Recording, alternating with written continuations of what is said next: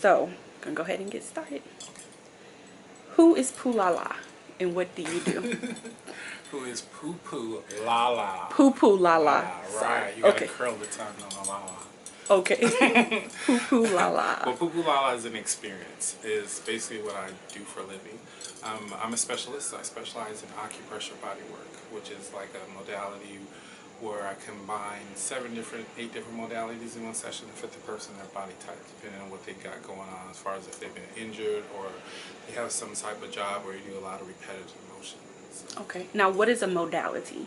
Modality is just different techniques, Okay. pretty much. Now, what drew you to sacred touch and massage therapy?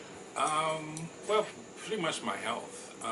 At the time, my background, I did 14 years in hospitality and hotel management, and the last 8 was corporate sales.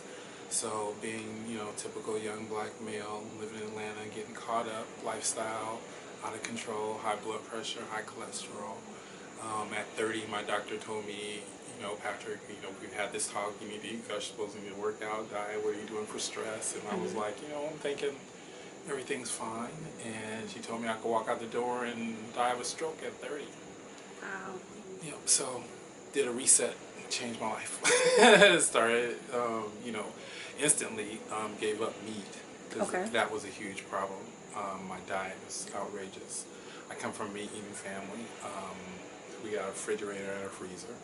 So that was just, a lot of unhealthy eating habits passed down generation.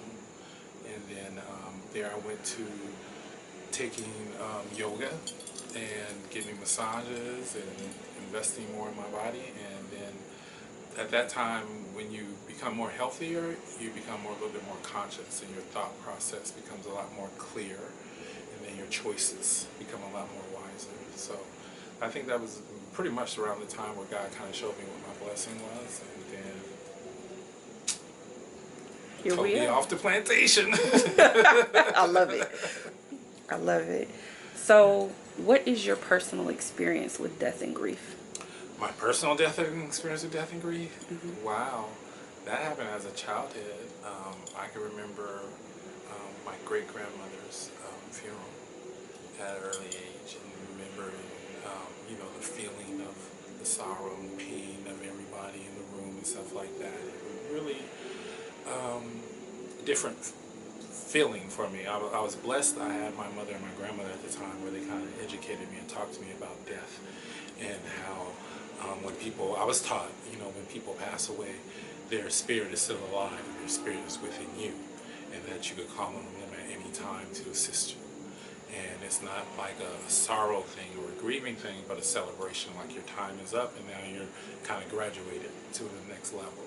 So that's kind of like my frame I was raised up on, but it's still, I feel the grief and the pain when people go into funerals and stuff. We were just talking a few moments ago, and you told me that you don't do funerals because of that. Yeah, no, I don't. I got to an age where it was just too much, because of really more when I got more in tune with my body. It was like when I would go to funerals and stuff like that. I remember the last one, my uncle passed away. He was like my brother. We were real close. And I had to go through the process of getting his body transferred back to New Mexico and taking care of all that responsibility and the eulogy, and it was a lot for me in that realm since he was so close for me. But I think it was the last funeral I was at. Ever since then, I was like, I can't do it anymore. I've had several clients that passed away and friends, but it's just like when I'm in that realm and what I do is just too much for me, where I feel like I'm trying to save everybody in the room, because the crying and the suffering and the pain that everybody I feel that, but it's intensified. Okay. So I kind of stay away. So you said that you've learned to invest in your body. Yes. After 17 years. After 17 years. What happens to our bodies when we're grieving? Well, it depends on a lot of different variables. One of the main ones is like your diet and what you're eating and your body and your immune system. Because the way the stress works, and a lot of stress comes with grieving, it kind of breaks down the body in a multitude of different levels. And one of those levels, if you're not healthy and you're eating garbage, then your body is fighting one battle, and then here comes stress and grieving fights on another level, and then it's like a chain reaction of the body and stress and You have somebody very off balance. So let's say a client of yours has recently lost someone, or is experiencing a divorce, or losing or lost a job, or going through a breakup or something like that. Do they identify what ailments or pains they're experiencing with grief? On certain levels, it depends. Especially like if it's someone they were very emotional to. A lot of your core chakra, center chakra, dealing with emotions. A lot of times I'm kind of aware of the relationship they might have with that person, so I might work on their stomach and their chakras and stuff like that as far as clearing that. But it does reflect like the different organs of the body depending on what type of relationship it was. Can you tell what a person is experiencing just from touching them? I feel what they feel. Ooh, that's deep. Yeah, try to be on this end. In what areas of our bodies do we store grief? Ooh, that depends really on like what the person does for a living too. Really? Yeah, what type of job they hold. Because if, like for example, if you're like in the customer service field and you experience grief at a certain level, and then you have to go to work and your job is to communicate and talk to people, your throat chakra is going to be sacrificed. You're going to feel it, and it's going to be difficult. Compared to somebody that may work with their body physically, doing a lot of lifting or reaching or something like that, and emotionally, if it's someone you really had a connection with, your center core chakra, bending over, moving, and stuff like that, it's going to be affected. So that's just a couple of ways how it kind of breaks down the body. Wow. Body's incredible too, my friend. It is, and we only get one. Get one, and once it's gone, it's gone. That's why I tell people, invest in your body while you have it, because it's a long journey. What do you think happens? What is the next part of the journey after death, and we're no longer in our bodies? What is your belief? My personal belief, just yes. We go to a spirit realm and just live. What does the spirit realm consist of? Just moving without limitations. Without boundaries. Okay. Have you had any type of interaction with spirits? Well, outside of a human form? I don't know. I can't really say. I'm very spiritually connected with God. Okay. And, I understand my purpose in life and what I'm blessed to do. It hasn't always been like that. It's been events in my life that kind of shook me up and got me refocused on certain events in my life that were profound, that were, 96, real bad car accident, driving drunk, coming back from a club, took the Beamer around the curve going 80, hit 2 trees, and Beamer folded up like a Crunch Coke can, and I didn't have a scratch on me, and the car flipped and turned, and I seen the shining light, and all of a sudden, okay, am I alive or am I dead? So I tell people that have been in accidents like that, they kind of understand, but when you're that close and you're not sure if you're here or there, it kind of gives you a refocus on what's life. How do you know whether you're here or there? Well, what helped me, because one of my friends that was following us pulled up and was like, Patrick. And it kind of shook me up because I really didn't know if I was alive or dead. All I remember is hit the curb and everything went tumbling and everything got shiny clear, and next thing you know, it slowed up and everything got fast and stopped. And I was like, wow. So that space between heaven and earth, I guess you could say. Wow. Was it a scary place? No, not really. Because How would I you don't describe remember it? being tense or anything like that. I just felt like I was floating because everything was going so fast. Wow. Okay.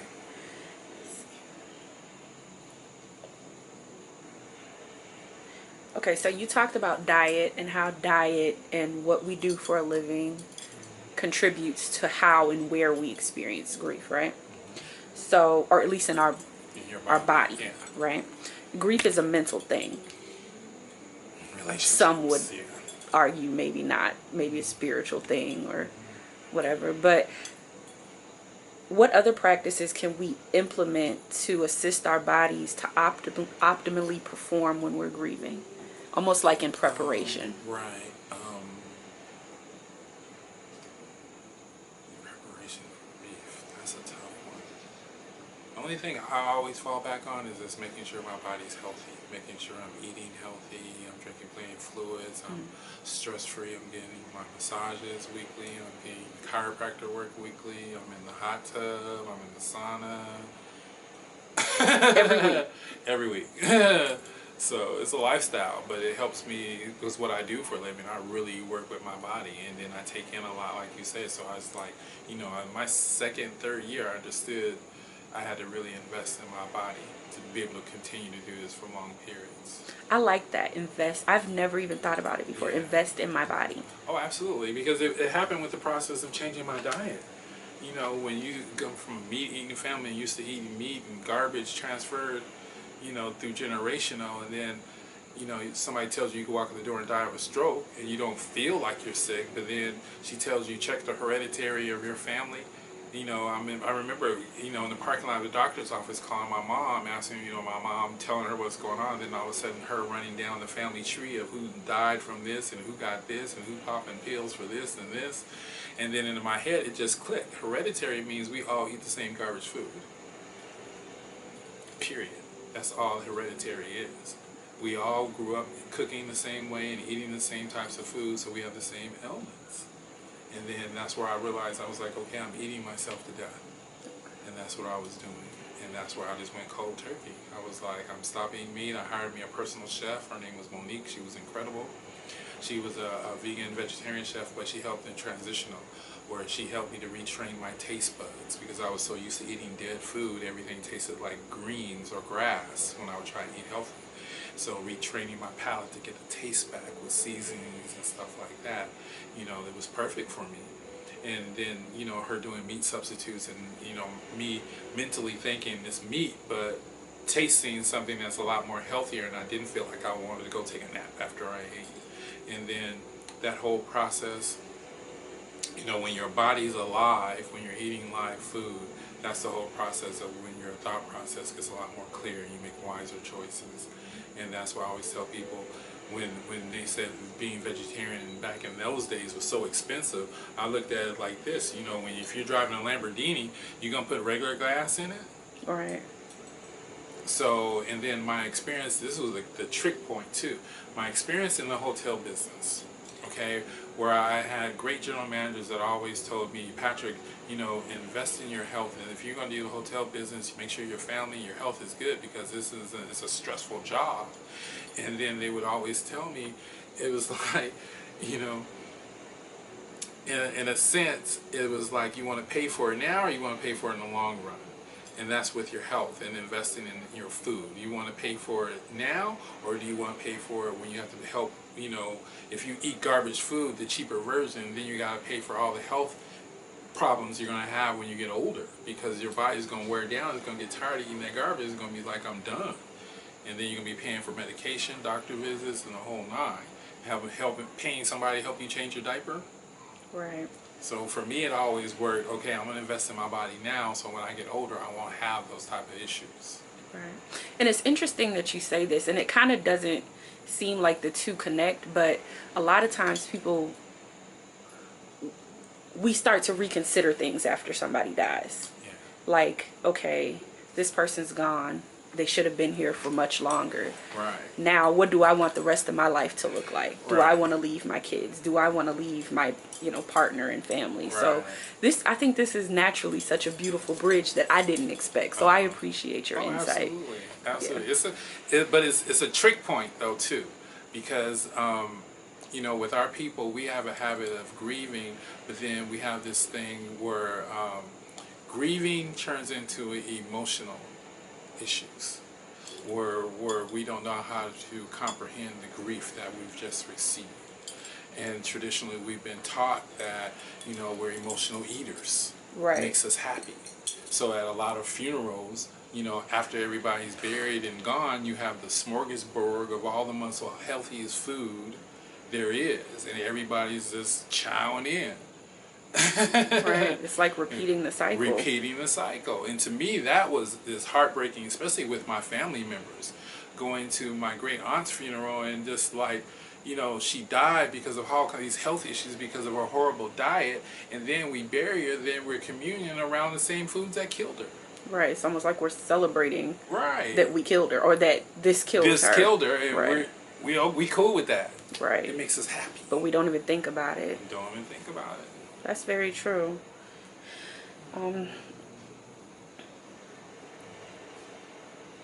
Have you ever performed massage or sacred touch on someone who's been in the process of transitioning? Yeah. What was that like? Very spiritual. Okay. Very spiritual. Yeah, very. I really can't even explain it because I felt like it was like that space between heaven and earth where I was a lot of times. I'm very intuitive, but then I have a very technical aspect about me. But when it's emotional, I had a client that had leukemia, and it was difficult. It was because I remember how she looked before the leukemia set in, and then the point where she was about to transition, and just seeing her, you know, her whole face and body just light up when she saw me, because when she had been going through treatment out of state, and then when she got back, you know, I had a chance to go see her, and it was emotional. It took a lot out of me. I felt really, that was probably a few sessions that I was pretty much drained afterwards. I don't go through that a lot, but I notice, you know, when people go through that, and I had some people that had cancer, and I had some clients that have had AIDS and passed away too, transitional, and I've been there through those stages. So, yeah, it's not one thing I you know, look forward to doing, but I like to be there to assist them and give them that, you know, that little shiny star at that special moment. So. Do you think you're picking up on their fight, like their fight to live? Or? Yeah, pretty much, because I really go intense when I'm in that moment and working on them. I'm really in tune on what's going on with the body and trying to, you know, release, you know, that stress point. How does that happen? How does what happen? The release. Well, what I do is more soft tissue release, and then more, I kind of incorporate a lot of different things in helping the body relax, and one of them is like, you know, my touch. I have a very unique and organic touch, but then I know the technical aspects about when I come across a muscle that's hypersensitive, how to relax that muscle, and then kind of manipulate the blood circulation and lymphatic fluid to kind of, you know, restart, get people to re-jump about their body when they get energy flowing throughout the whole body where it's not congested and stagnant in different parts of the body. Okay. So, speaking of touch, are there any touches, let's say someone's at home in the middle of the night and they're in the throes of grief, are there any touches that may be universal to kind of just bring some type of comfort or relaxation that people can perform by themselves? Hands. Just Inside of your hands. Okay. Reflexology. Okay. Your hands, your face, your feet, your head, just a mirror of your body, of all the organs of your body. And pretty much your hands are like the first easy connect to relaxing your body. Okay. This is something I did ever since I was a little kid, as far as I remember, because been growing up being very energy sensitive, and with crowds and stuff like that. You know, my grandmother has pictures of me as young as like 2-3 years old, and in a family environment, and you see the family over here, and you see Patrick up against the wall playing with his hands, because that's how I deal with relaxing. When I feel certain types of energy and it's uncomfortable, you know, I kind of start massaging my hands and kind of brings me into focus. Do you mind if I ask how old you are? I'm 51. Okay. You look like really young, but I knew Appreciate you were not old, but, you know, older. I've traveled many moons. I believe you. So before we got started, I asked you how did you get such a strong clientele that were involved in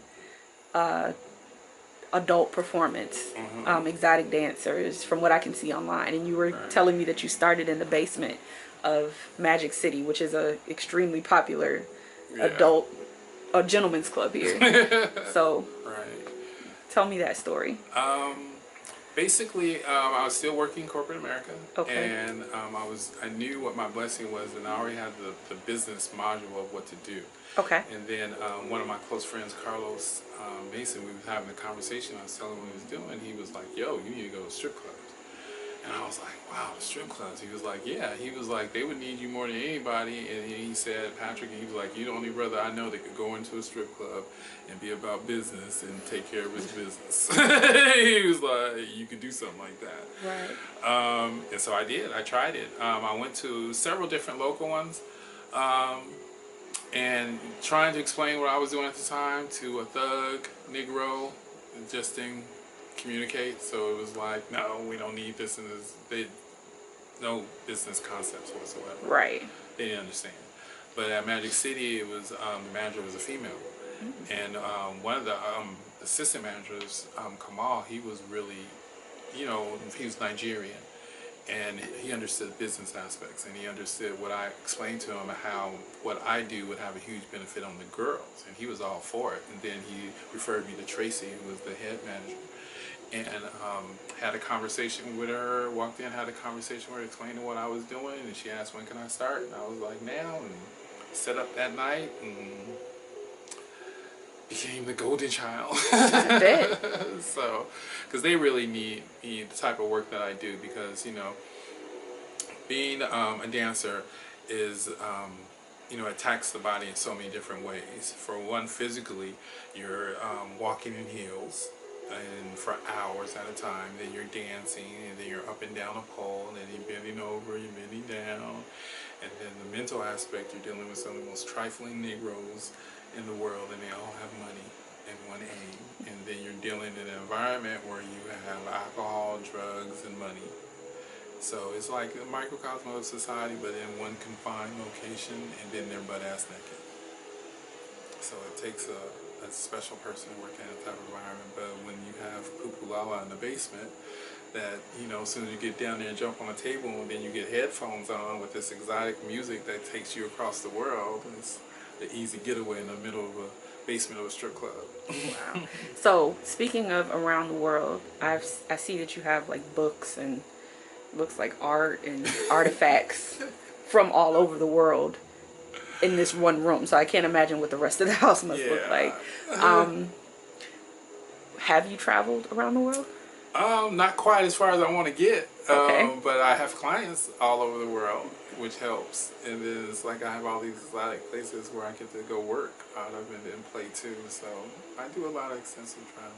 You are goals, because I see you post online often. I have the best clients, and you're in like these resorts and on the beach, and like you were saying, you want your ashes spread there. It's a spiritual place for you. Yes. Okay.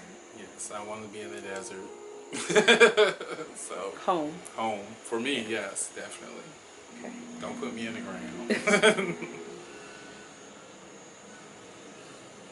Okay. What essential oils, tonics, herbs might be beneficial for someone who's grieving to use on their bodies? That would be a tough one, because there's so many. There's so many. And everybody responds differently. Right, because it depends on their chemical makeup of their body. A safe bet, usually always works on pretty much everybody, is like lavender. Yeah, I would go with lavender for some. And Dash of peppermint. pepper. Oh, I love peppermint. Is there anything else that you'd like to share that may be beneficial for those who are grieving, as far as physical touch and grief are concerned? I personally, dealing with grief, I definitely get several massages, just because and the music is very key too. The points where I've grieved through different, situations. Native American Indian music, flutes and sounds and stuff like that really helps me, kind of takes me away and helps my body relax and to kind of embrace it, because it's like, to me, grieving and that transformation is more spiritual, where their spirit is always with you. So it's not that point to be sorrow and sad that they're gone, but to embrace them in the moments that you had with them and they're still with you. Right. Now, do you think physical touch is important? Yes. In grief? Definitely, because you have to have that release. You have to have touch, that human connection. You notice at a lot of funerals, people are very touchy, always rubbing people, touching people. It's the natural human instinct. When you feel that energy of grieving, you want to comfort them. But a lot of times people don't know exactly how to touch somebody. Well, thank you so much for your time. I've Welcome. really enjoyed talking to you, and I want to start investing in my body because that hand massage you gave me was amazing. Like, my arms feel brand new. Good. Yeah. So, My name is Patrick Smith, and I represent PooPooLaLa, and I'm talking about death with the Green Woman. thank you. How did you come up with that name? PooPooLaLa? Yes, and who is? Who is? Well, PooPooLaLa is a song by Roy Ayers on an album called Good Vibration. 16-minute version. He's an incredible gifted artist, old school, and is basically a love story, a love makeup and breakup, and has a little history of me and a previous love and breakup. So therefore came PooPooLaLa.